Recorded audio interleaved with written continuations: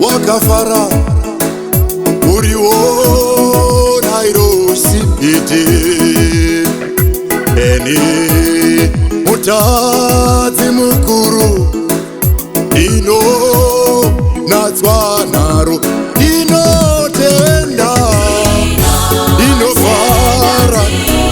ndinofara Jesu yewandevera aba uchizirwa iruruba randa parazirwa handaifanira ini kupinda iko kudenga kuchene asi imi Jesu makandiripira idzo hosha dzangu dzose inokutendai Baba, ndinokutendai Jesu.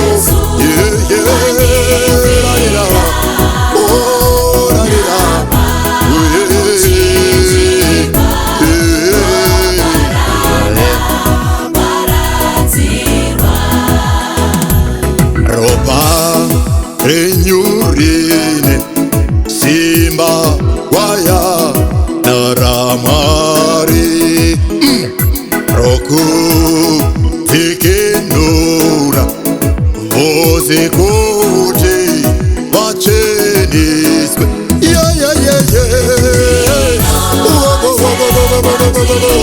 ariraria tonda baba yekriara masuha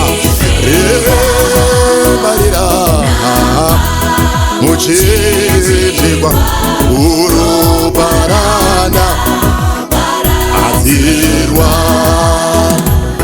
zvandakaona iro risipiti iko kusvikira nhasi ndikabva ndasuma irwo rudo Baba, rudo runotiponesa. Ndinotenda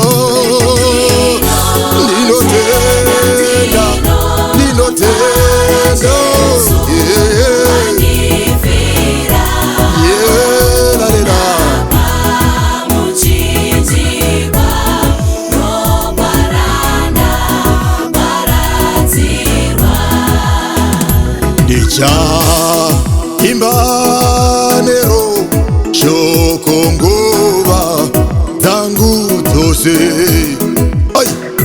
noku inganecha kudza rudo rwenyotenzi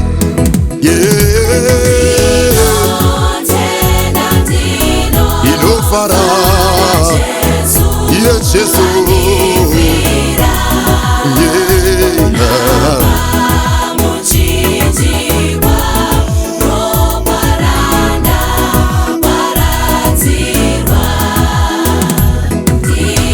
neropa zvinoita, neropa tinokunda, neropa tatosimuka, neropa tinosvika kure, neropa tinopinda pasingapindwe, neropa tinopfuura pasingapfuurwe, neropa tinosimuka pasingasimukwe, neropa tinoporeswa, neropa tinosimudzirwa, neropa tinotakurwa, neropa tichabhururuka semakondo, neropa tichasvika kwatakanzi hakusvikwe, neropa tichavhura pakanzi hapavhurwe, neropa tichasvetuka pakanzi hapayambukwe, neropa neropa neropa zvinoita.